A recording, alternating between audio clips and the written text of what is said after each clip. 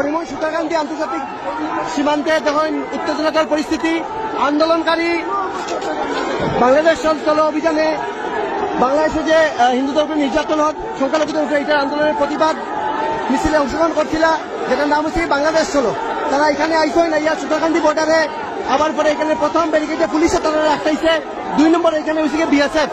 ওকে, বহুত প্রতিবাদকারী বিএসএফেরও এটা ক্রস করে যাওয়ার চেষ্টা করছে, কিন্তু পারছে না। এখানে দেখতে পাচ্ছা বর্ডার সিকিউরিটি ফোর্সের যারা আছেন তারা এখানে তীব্রভাবে এখানে দাঁড়ানি একটা খাটো দলের টেম্পোরারি বেড়া এখানে তৈরি করা হয়েছে।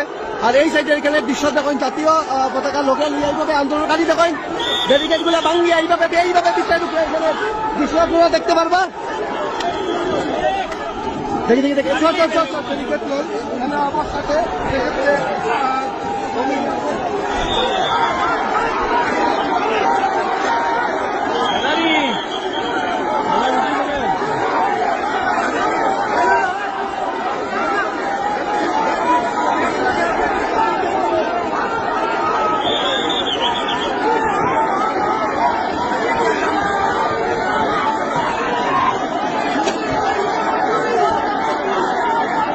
দেখতে পারবা হাজার হাজার সনাতনী দূর দূর পর্যন্ত যতক্ষণ দেখবা সনাতনী যারা আছেন এই সাইডটাও দেখতে পারবা।